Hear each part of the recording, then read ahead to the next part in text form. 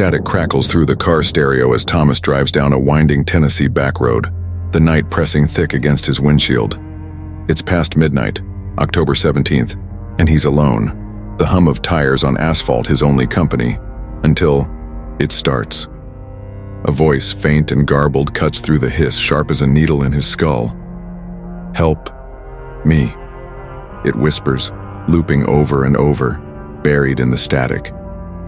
Thomas frowns, twists the dial, 88.3, 92.1, 97.9, but the voice doesn't fade. It's louder now, desperate, clawing at the edges of his sanity. He slams the power button. Nothing. The radio's off, but the plea keeps coming. He pulls over near a sagging barn, its silhouette jagged against the moonless sky, heart pounding, as he stares at the dashboard. The voice shifts. "Thomas, help me." And his blood turns to ice. It knows his name. He yanks the keys from the ignition, but the engine purrs on, headlights flickering like dying candles. Sweat beads on his neck as he stumbles out. Boots crunching gravel, the air heavy with damp earth and something sour. The radio screeches behind him. Louder, insistent, a woman's voice now. Sobbing, "You left me here." Thomas spins, staring at the car, its windows fogging from the inside. He never listens to the radio, hates it, always has. But this old Chevy came with one, bought cheap off a widow in Knoxville last week. The seller had trembled, eyes darting, muttering about her husband's accident on this very road. Thomas hadn't cared until now. The voice grows clearer. "You promised me." And the static peels back like skin, revealing a memory that isn't his. A woman in a white dress, hair tangled with blood, clawing at a locked car door. His knees buckle. He staggers toward the barn, its splintered walls looming, the signal pulsing in his ears even without the radio. The ground trembles faintly, a rhythm like footsteps, and he sees it. A shadow in the car, hunched over the wheel. Not his shadow. He freezes, breath shallow as the figure turns, its face a smear of darkness, eyes glinting red in the headlights. The voice screams now, "You left me to die." And the car lurches forward, tires spinning, dragging itself toward him. Thomas bolts, lungs burning into the barn's gaping maw. The air inside is thick, rotting, and the signal follows, buzzing in his teeth. He trips over something, a rusted chain coiled like a snake, and crashes into a pile of hay. The voice is everywhere, echoing off the rafters. "Look at me." He doesn't want to, but his eyes lift, and there she is, standing in the doorway, dress torn, hands dripping something black. Her face is wrong, stretched, mouth gaping too wide. He scrambles back, but the chain tightens around his ankle. Impossible, alive, and drags him toward her. The signal swells, a chorus of screams, and he sees the crash in her eyes. A man, her husband, abandoning her in a wrecked car, flames licking the seats. Thomas wasn't there, but the radio doesn't care. It's hers, fused to the Chevy, and now it's his. She lunges, fingers sinking into his chest, cold as death, and the static drowns his screams. Dawn creeps over the hills, painting the barn in weak gold, but the Chevy sits still, engine cold, radio silent, for now. A farmer trudges by, eyeing the car warily, drawn by its odd stillness. He leans in, peering through the fogged glass, and the dial flickers to life, glowing faintly at 88.3. "Help me," it whispers, soft as a lure. He freezes, hand on the door, and the signal hooks him. Days pass, and the farmer's truck is found abandoned 10 miles south, keys dangling, radio hissing static. No sign of him, just a faint stain on the seat, black, wet, fresh. Locals whisper about the road, how it takes people, how the air hums at night. They avoid it, but someone always drives through. Someone like Eleanor, a college kid heading home for fall break. Her sedan's radio sputters as she nears the barn, the same damn signal, 88.3, cutting through her playlist. "Help me," it begs, and she laughs, nervous, twisting the knob. It doesn't stop. The car shudders, headlights dimming, and she slams the brakes. Nothing works. The voice sharpens. Eleanor, help me. And she gasps, staring at the dial. It knows. Her too. She stumbles out, phone dead, the barn looming ahead. The signal follows, vibrating in her bones, and she hears footsteps, not hers, crunching closer. A shadow moves inside the car and she runs, but the ground tilts, pulling her back. The woman appears again, dress shredded, eyes red, mouth splitting, wider. You can't leave, she hisses, and the static swallows Eleanor's scream. Weeks later, a trucker rolls by, spotting two cars now, Chevy and sedan, parked by the barn. He slows, curious, and his CB radio crackles. Help me, it says, and he grins, reaching for the dial. Bad move. The road stays quiet after that, but the signal never dies. It waits, patient, humming through the static, seeking the next driver. Thomas didn't know the Chevy's history. Neither did Eleanor, nor the farmer, nor the trucker. But you do. That old radio in your garage, the one you never fixed? It's buzzing now, isn't it? Don't touch it. The widow in Knoxville knew more than she told. Her husband's crash wasn't an accident. She locked him in that Chevy, left him to burn, and the radio caught it all. His voice started it, hers joined, and now they're one, trapped in the signal, pulling in anyone who listens. Thomas heard her first, then him, their pleas blending into a curse. The barn's still there, rotting slowly, a beacon for the lost. Cars pile up one by one, their radios glowing faintly at night. Locals say it's haunted, but it's worse. It's alive. The signal doesn't need wires anymore. It's in the air, the ground, the rust. Eleanor's friends search for her driving that road one foggy night. Their radio sparks, help me, and they laugh until it says their names. The car stops, the barn looms, and the signal takes them too. A mechanic finds the Chevy months later, towed to his shop. He fiddles with the radio, grinning as it hums to life.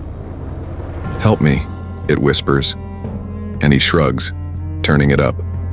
The shop goes dark that night, and he's never seen again.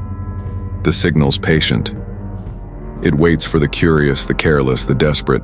It's not just the Chevy now, other cars carry it, spreading like a plague.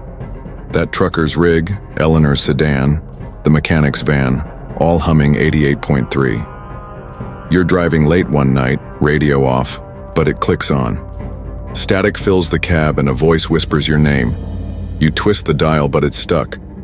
The road stretches ahead, empty, except for a barn in the distance, its silhouette jagged. Don't stop. Don't listen. The signal knows you're there, and it's hungry. It's not just a sound, it's a trap, a curse born from betrayal, looping forever. Thomas learned too late, and so did the rest. Next time you hear static, check the dial. If it's 88.3, turn it off, fast. But if it won't stop, if it calls you by name, you're already hers. Or his, or theirs. The Chevy's still out there, waiting for its next owner. Maybe it'll be you. Maybe you'll hear it tonight. Faint, insistent, cutting through the silence. Help me, it'll say, and you'll reach for the knob. Don't. You won't come back. The signal doesn't let go. It spreads, car by car, soul by soul, a frequency of the damned. Tennessee hides it well, but it's there. Always there. So drive safe, keep the radio off, and if you see a barn on a lonely road, speed up. The static's watching. It's listening. It's calling. You've been warned. Don't tune the dial. Not ever. Fog rolls off the Atlantic, smothering the Maine coast as James sits in his lighthouse perch, the beam slicing through the murk. It's November 3rd, past midnight, and the radio on his desk, a battered relic from the 50s, hisses to life. No one's touched it in years, its dial's rusted stiff, but a voice breaks through, low and wet, like it's drowning. James! It croaks and he jolts, chair scraping the stone floor. He's alone up here, miles from town, the ocean his only neighbor. The voice repeats, James, answer me, sharp and pleading, cutting through static like a blade. He stares at the radio, its glow dim and green, the needle locked on 66.6, a frequency that doesn't exist. His hand hovers over the knob, trembling, but he yanks it back. instinct, maybe fear. He never talks on the radio, just listens for ships. But this isn't a distress call. It's personal. The voice shifts. You hear me, don't you? And the static pulses, syncing with his heartbeat. He slams the power switch. Nothing. Unplugs it. Still nothing. The cord dangles limp, but the sound grows, filling the tower. James stumbles to the window, peering into the fog, the ocean churning black below. He's been keeper here for 6 years. A solitary gig off Bar Harbor, but tonight feels wrong. The voice laughs, a gurgling rasp. Look down.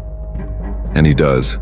Something. Moves in the waves, a shape too big, too human. His breath catches as it rises. A figure, pale and bloated, staring up with hollow eyes, red as blood in the lighthouse beam. He reels back, the radio screeching, "You left me out there." James grips the wall, mind racing. He's never lost anyone at sea, never failed a rescue. But the voice knows him, hates him, and the static twists into words. November 3rd, 1958, you didn't come. His stomach drops, 67 years ago, before he was born. The lighthouse log mentions it. A storm, a shipwreck, 12 souls lost. The year, keeper then, a man named Amos, drank himself dead from guilt. The floor creaks behind him. He spins, but no one's there. Yet the air stinks of salt water and rot. The voice whispers, "Answer me." And the mic on the desk rattles, sliding toward him. He kicks it away, but it snaps back, cord coiling like a tentacle. The signal grows, a chorus now. 12 voices, all calling his name, blaming him for something he didn't do. James grabs an axe from the wall, smashing the radio. Sparks fly, but the sound doesn't stop. It's in the walls, the glass, his skull. He staggers down the spiral stairs, the foghorn groaning outside, but it's not the horn. It's them, moaning through the mist. He bursts onto the rocks, waves crashing, and sees them. 12 figures dripping, climbing from the sea, their flesh peeling like wet paper. "Answer us!" they shriek, voices blending with the static, and the lighthouse trembles, glass cracking. James runs, slipping on kelp, but the signal follows, louder, drilling into his ears. He reaches the keeper's shack, bolting the door, but the old CB radio there sparks alive. "James, why didn't you save us?" He screams, hurling it against the wall. It shatters, but the voice laughs. Footsteps thud outside, slow and wet. He peers through the window. 12 shadows circle the shack, red eyes glowing in the fog. The door rattles, wood splintering, and the signal swells, a wall of sound, grief, rage, hunger. James clutches the axe, backing into a corner, but the mic from upstairs slithers down the steps, alive, its button clicking on. "Speak!" they hiss, and he chokes. "I wasn't there!" The door bursts and they're inside. 12 corpses, seaweed in their hair, mouths gaping, hands reaching. The signal peaks. A scream of static, and James swings the axe once, twice, but they don't fall. They drag him out, down to the rocks, the ocean lapping at his boots. "Answer us," they chant, and he sobs. "I'm sorry, but it's not enough." The waves take him, cold and black, the signal fading as he sinks. Morning comes and the lighthouse stands silent, radio dark, until a fisherman climbs up, curious. The dial glows, 66.6, and a voice whispers, "Elias." His name.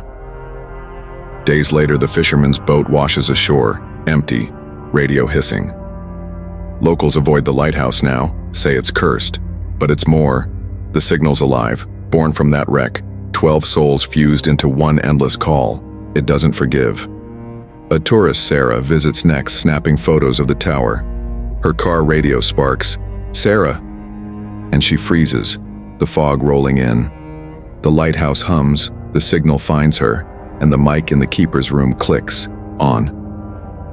"Answer me," it demands, and she runs, but not far. The ocean hides them all, James, Elias, Sarah, pulled into the signal's grip. It's not just the lighthouse now. Boats, cars, radios miles away hum 66.6. The 12 don't rest, don't forget, and they won't stop. You're fishing off the coast, radio on low. Static cuts in and a voice says your name. The dial's stuck, 66.6. You laugh, uneasy, but the fog thickens and something moves in the water. Answer me, it calls, and the mic trembles. Don't. The signal's patient, eternal, a curse from 1958 looping through the air. James answered, barely, and he's gone. So are the others. The lighthouse waits, its beam a lure, the ocean a grave. A Coast Guard checks the tower weeks later, finds the radio smashed, but it hums. Michael. His name. He freezes, the foghorn groaning, but it's not the horn. It's them. He bolts, but the signal follows, relentless. The wreck's survivors never surfaced, but their voices did, trapped in that frequency, blaming every keeper since. Amos failed them, and now they claim anyone who hears. The radio's just a vessel, it's the signal that kills. You're driving near Bar Harbor, radio off, but it clicks on. Help us. It starts, then your name. The fog rolls in, the lighthouse looms, and the mic waits. Don't touch it. The signal's everywhere, boats, shacks, your car. It's not static, it's them. 12 voices, one curse. James learned too late, and you might too. The ocean doesn't give them up, it sends them out. A kid finds an old radio on the beach, tunes it, 66.6. Thomas, it says, his name, and he grins, curious. The fog swallows him by dusk. The lighthouse stands, its beam sweeping, the signal humming. It's not broken, it's waiting for you. That buzz in your ears, it's not the wind. Answer me, it whispers, faint, close. Don't. The 12 don't sleep, don't fade. They call, and the signal carries them forever. James tried to fight, but it's useless. The mic's alive, the frequency's a net. A storm rolls in and the Coast Guard's radio crackles. 66.6. David, it says, his name, and the boat rocks. He grabs the mic, hesitates. Too late. The fog takes him. The signal's spreading. Cars, homes, anywhere sound lives. It's not random, it knows you. That old radio in your attic? It's glowing now, 66.6, whispering your name. Don't answer. The 12 wait. Their voices a trap, their rage a tide. James sank, and you could too. The lighthouse watches, the signal hunts. You're home, radio off, but it hums. Your name slips. Through the static, soft, insistent. The mic rattles, begging you to speak. Don't, it's not a call, it's a claim. The ocean keeps them, but the signal sets them free. 1958 never ended. It's here, now, in every buzz. James is theirs, and they want you next. Check your radio. If it's 66.6, smash it. If it still talks, run. The signal doesn't stop, ever. It's calling. It's close. You hear it now, don't you? That faint hum, your name in the noise. The fog's outside, the mic's waiting. Don't answer, never answer. They're here. The 12 don't forgive. The signal doesn't die. You're marked. The lighthouse knows. Run. Now. Before it's too late. Never answer. Heard the signal? The curse is live. Subscribe to Mysteries Beyond the Shadows to break its grip. Like the video, hit the bell, and drop a comment with your name, unless you want the static to call it first. Don't let the frequency claim you next.